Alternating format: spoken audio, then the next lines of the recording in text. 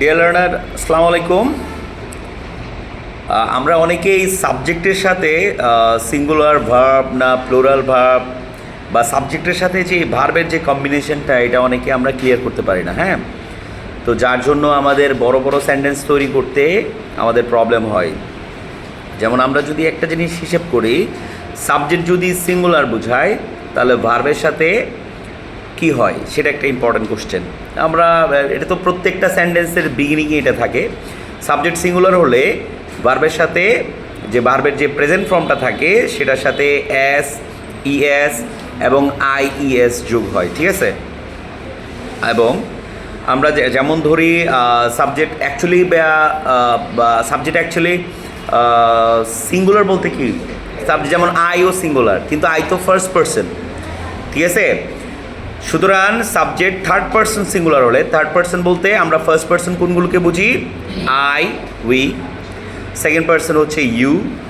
Third person হচ্ছে হি, she, করিম, রহিম। যে কোনো একটা অবজেক্টকে আমরা পার্সন অর থিংস হিসাবে বলতে পারি।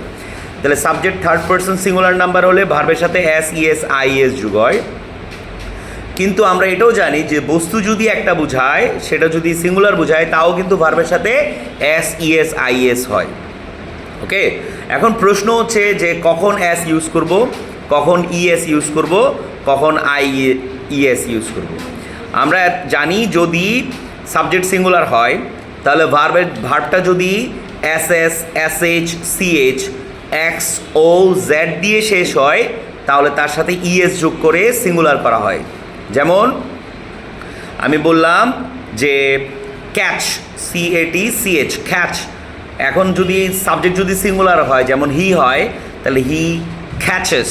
সো প্রেজেন্ট ইনডিফিনিট টেন্সে এই জিনিসটা হবে। এখন যদি ভার্বটা ওয়াই দিয়ে শেষ হয় এবং ওয়াইয়ের পূর্বে যদি ভাওয়েল থাকে, ভাওয়েল কি? AEIOU ভাওয়েল থাকে, তাহলে এর সাথে আমরা এস যোগ করে সিঙ্গুলার করতে পারি। যেমন প্লে, PLAY, প্লে, এটার সাথে এস যোগ করলে সিঙ্গুলার হয়ে যাবে।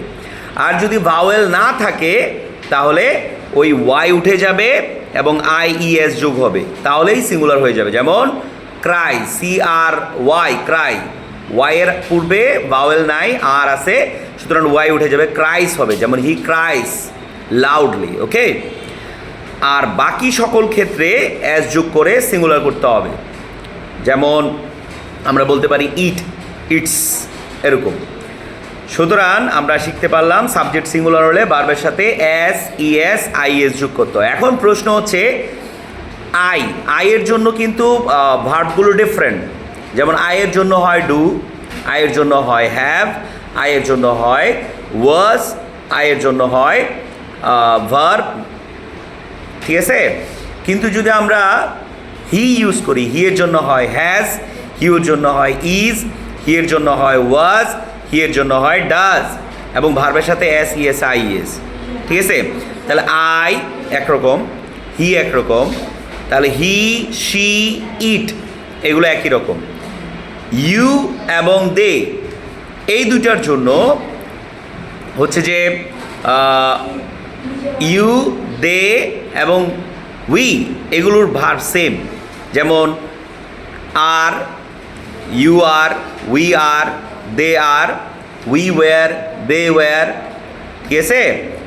তারপরে হচ্ছে ইউ ওয়্যার, তারপরে you have, they have, we have, ঠিক আছে। এই ফর্মগুলো এভাবে চেঞ্জ হবে। সুতরাং আমরা এইটা জিনিস বলতে পারি, যদি সাবজেক্ট সিঙ্গুলার হয় ভার্বগুলো সিঙ্গুলার হবে, সাবজেক্ট প্লুরাল হলে ভার্বগুলো প্লুরাল হবে প্রেজেন্ট ইনডিফিনিট টেন্সে। ধন্যবাদ।